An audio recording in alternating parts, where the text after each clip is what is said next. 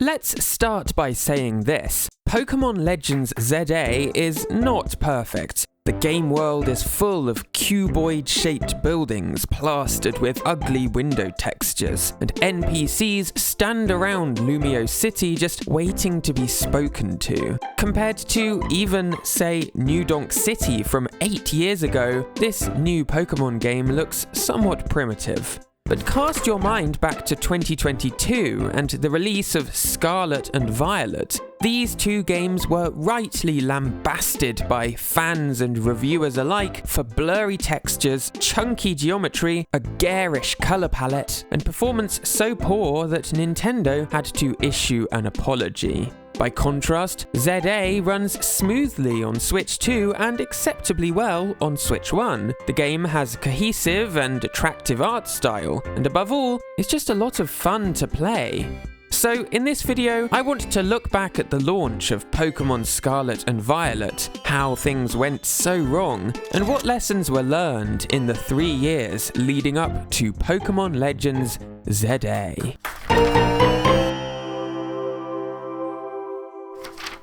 Part 1. Grand Ambitions. The year was 2019, and Game Freak, the longtime developer of the Pokémon series, had high goals when it came to their next big project, Pokémon Scarlet and Violet. These games went into development just as work was wrapping up on Pokémon Sword and Shield, their previous entries. Sword and Shield received mixed reviews. Many fans and reviewers felt the games were overly linear and generally by the numbers. The limited open-world areas just felt like missed potential. Scarlet and Violet, then, would be something grander, full-blown open-world experiences. Looking at the early concept art which Game Freak showed off, you can see just how high the studio's ambitions were. Keiichi Maezawa, a developer at the studio, explained that they wanted a realistic environment to contrast with the more cartoony Pokémon and human characters. There were, however, some issues with these high ambitions. Game Freak has never been a large studio with less than 200 employees at the time of Scarlet and Violet's development. Compare that with Zelda Tears of the Kingdom, whose credits list over 1,000 contributors, and you get a sense of just how lean the Pokémon studio really was. But to further compound matters, Game Freak actually had 2 different Pokémon games in development simultaneously. The other project, Pokémon Legends Arceus, was itself an experiment in open-world design, meaning both teams were tackling uncharted territory at once.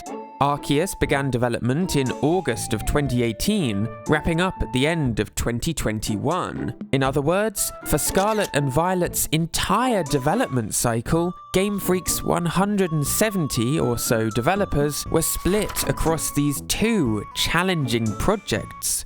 So, how would the studio fare, taking their greatest leap forward in terms of ambitions, while dealing with a small staff split in 2? To cut to the chase, not great. Part 2. The disastrous launch. The world got its first glimpse at Pokémon Scarlet and Violet in February 2022, mere weeks after Arceus' release. The broad scope of the new games was immediately on show, grand panning shots over vast scenery. But it wasn't just the ambition that was apparent. The game's technical shortcomings were also laid bare. Blurry textures, a low resolution throughout, and regular frame drops gave the impression of a game that was just barely holding itself together. Still, this was early footage. It was almost 9 months until the games were due for release, and Game Freak still had some time to polish them up. Unfortunately, come release date, things weren't much better. In fact, they were worse. Social media erupted with footage of bizarre glitches and game-breaking bugs. Reviews, too, were scathing. The Washington Post wrote that the games were in an inexcusable state, pointing out graphical issues popping up virtually everywhere.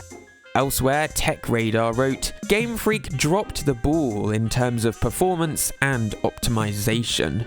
But I think it's Digital Foundry, experts in all things game graphics, who put it best in their breakdown of the game's technical issues. They pointed out blocky geometry, low resolution, repeated textures, and performance that regularly drops below 25 frames per second. And when the frame rate drops, the game speed slows down too, making it feel like you're playing in slow motion.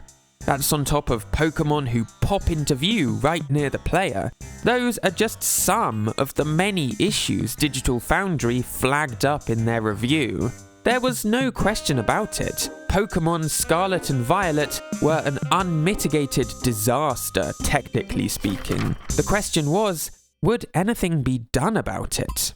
Well, in a statement the following month, Nintendo said, "We are aware that players may encounter issues that affect the game's performance. Our goal is always to give players a positive experience with our games, and we apologize for the inconvenience. We take the feedback from players seriously and are working on improvements to the games." Now, that's clearly a very carefully written statement, likely reviewed by a team of lawyers.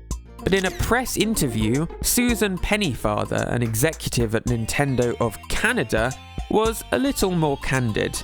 "We absolutely apologize because it is so important to give players a positive experience with our games, and when this doesn't happen, we do take it very much to heart. What I can say is the feedback from players has absolutely been taken very seriously, and we are working on improvements to these games." Now, for Nintendo to put out any kind of apology is not just rare, it's practically unheard of. The fact they felt the situation around Scarlet and Violet's launch was so dire it warranted a public apology speaks to a very unhappy Nintendo. In the months following Scarlet and Violet's release, Game Freak worked steadily to update the games, trying desperately to fix their many issues. And to their credit, these post-release patches fixed a lot of the game's bugs. They didn't, however, fix the overall performance of Scarlet and Violet. The games might not crash or glitch out in the middle of a play session, but you'd still be looking at blurry visuals, unstable frame rates, and Pokémon popping into view far too close to the camera. To fix these fundamental issues would take more than just a simple patch. No, Game Freak needed to make some major changes to the series going forward. Part 3. Rethinking Pokémon. Publicly, Game Freak said nothing about the messy launch of Scarlet and Violet, but internally, the studio took things seriously and soon began taking action. To continue making large, open Pokémon games would require a bigger team, and so Game Freak began hiring en masse. To get a sense of this increase, in 2022, Game Freak had 169 employees. By 2024, that had risen to 207, with the studio looking to hire another 37 employees, adding up to almost 250 staff members total. That is a huge increase compared to the time of Scarlet and Violet's development. In the meantime, work had already begun on the next Pokémon spin-off title, Legends ZA. Compared to Scarlet and Violet, Legends ZA was a lot more achievable given the studio's staff size and technical abilities. The game would take place entirely within a single city, which has one huge benefit: sight lines. In Scarlet and Violet, players could see way off into the distance, meaning that the game had to draw dozens of Pokémon to the screen. That put the Switch's processor under stress, the solution being not to draw Pokémon until they were really close to the player. Not ideal.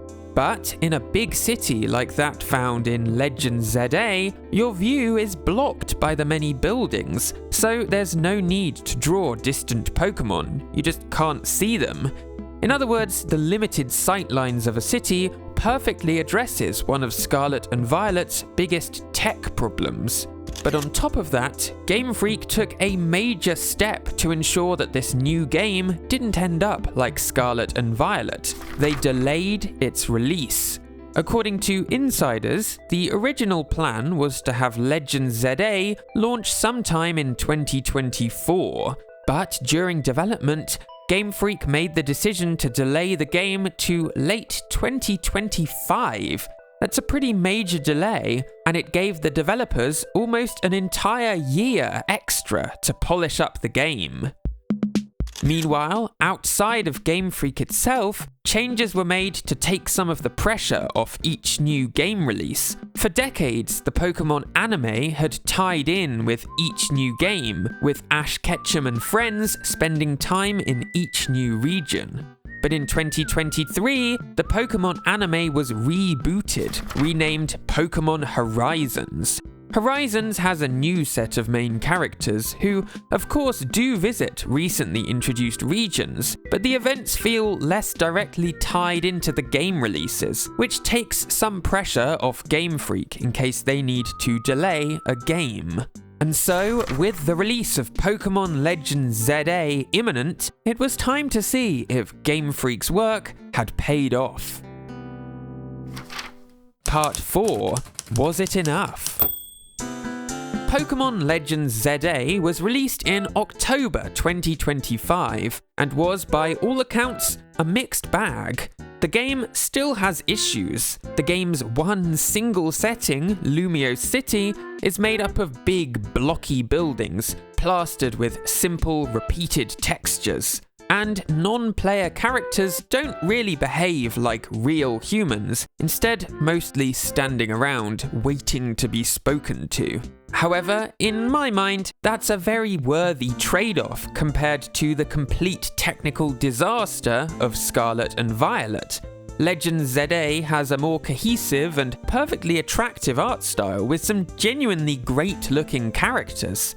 Importantly though, the game runs really well. On Switch 2, it's a consistent 60 frames a second, while on Switch 1, the game targets 30 FPS and mostly hits it. Compared to Zelda Breath of the Wild, the game looks basic. But compared to Pokémon games which came before, Legends ZA is a huge step up.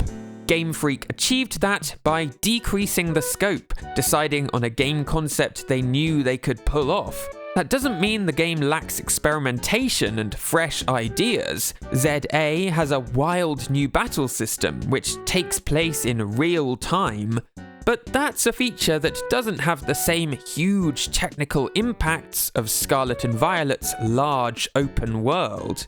But was it too little, too late? Despite positive reviews, Legends ZA had lower first week sales than Scarlet and Violet, Legends Arceus, and even Sword and Shield. It looks to me like fans of the series have felt burned by the issues from previous games and aren't as eager to pick up this new Pokémon entry day one. Perhaps as a kind of olive branch to those very fans, Game Freak released a free Switch 2 update for Pokémon Scarlet and Violet in late 2025. This update dramatically improves the game's performance, increasing the frame rate to a smooth 60 FPS and increasing the game's resolution dramatically. The games aren't perfect by any means. The ugly terrain, low draw distance, and garish colour palette are unchanged. But when Nintendo announced that they would fix the games, they meant it. It just took 3 years to do so. So I really think that if Pokémon keeps moving in the direction established with Legends ZA, the future of the series could be looking a lot brighter than ever before. Despite everything that happened with Scarlet and Violet, Game Freak clearly haven't stopped experimenting. In fact, Legends ZA is one of the most out-there Pokémon games in decades. But at the same time, Game Freak seems more aware of their own technical limits. As the studio steadily increases in size, perhaps some of those limits will be overcome. But for now, I think ZA strikes a great balance between experimentation and carefulness. Game Freak learnt a lot going from Scarlet and Violet to Legends ZA, and I can't wait to see what those learnings mean for the future of Pokémon. Hey, thanks so much for watching. Videos like these are made possible by my kind patrons, including Aaron and Catherine, Arthur Nicole, Bones Vivi, Brett and Eric, Cyprian Eov, Daryl Gero, Ellie Birnbaum, Eliza the Doe, Fresh Poetic, Jim Gilsonen, Kieran Chan, Lucas Little, Michael Gunter, Robinstick, Skator Pie, and Thomas Söderlund.